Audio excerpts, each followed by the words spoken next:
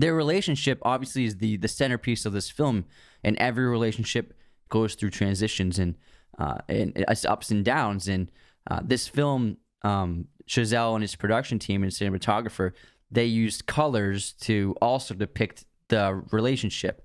And so in the first act of the film, with the wardrobe and backgrounds, you'll see Mia and Sebastian are wearing primary colors. So Mia, like that scene with her girlfriends, and they have that song, the dresses they're wearing, it's a primary red, primary blue, primary yellow, and green. So all primary colors. Same thing with Sebastian. He's wearing the blue suit.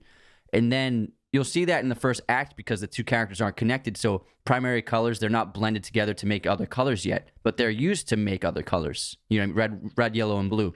And so when Mia and Sebastian begin dating and they become getting connected, then the color palettes will change, where you'll see the sunset when they have that famous dance and the sunset's behind them. The sunset's a blending of primary colors because it's blue at the top and then red on the bottom, and it blends into a purple. And so you have the two primary colors blending together. You have the two characters connecting together.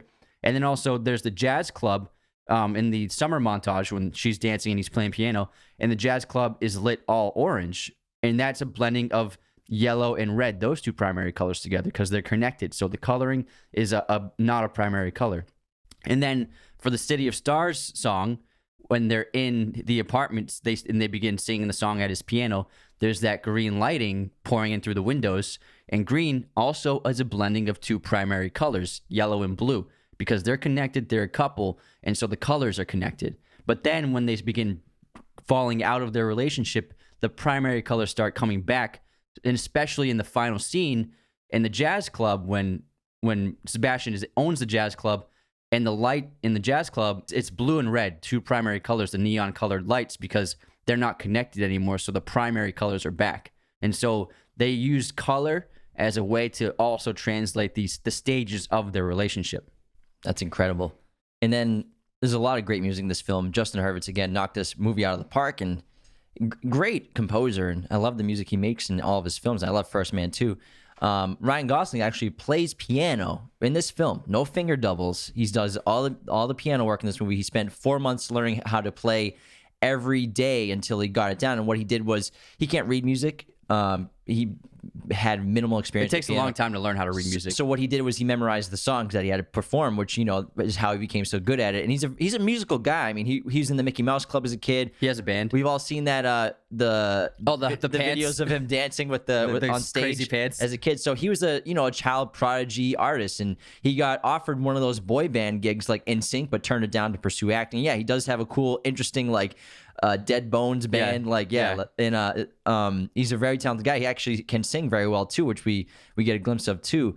But he practiced his butt off to play piano, and he does all the songs by memory in this film. He does that for a lot of his roles, and for example, Place Beyond the Pines, he learned how to ride the motorcycle, and he had never ridden a motorcycle before. And in that film, he does all of the riding except for one moment of stunt driving, the death ball thing. Yeah, he does everything else.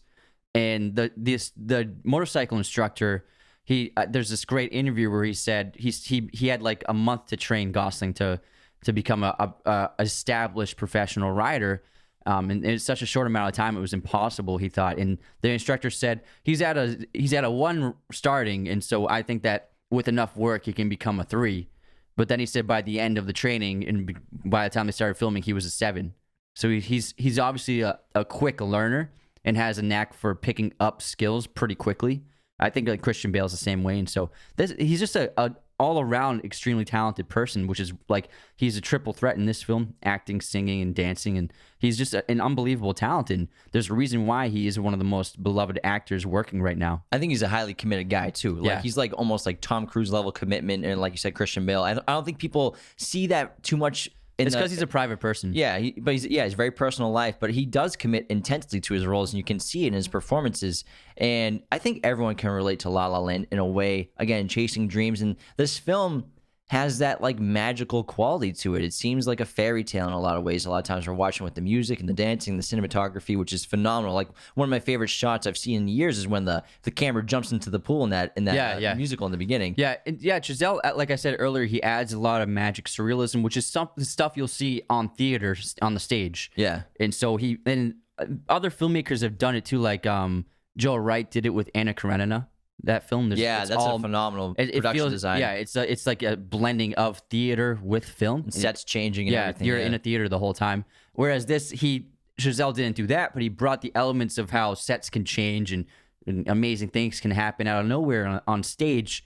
Like, for example, like that famous dance when they're dancing in the stars, and that final montage dance when they're both imagining what their lives could have possibly been like, and the stages are constantly changing, the wardrobe's changing, they're going through all these different environments, and it's a blending of musical theater with film musicals. And I think that's why people really adore this film, because people who love musicals, they grew up doing musicals in school, they performed in them, and they still love them. Whenever a film celebrates that, they really appreciate it. Thank you for watching Raiders of the Lost podcast. Hit that subscribe button and notification bell. Listen to the audio format of Raiders of the Lost podcast on Spotify, Apple Podcasts, Google Podcasts, and wherever you listen to podcasts. New episodes every Monday and Thursday. Support us on Patreon at patreon.com/Raiders of the Lost podcast.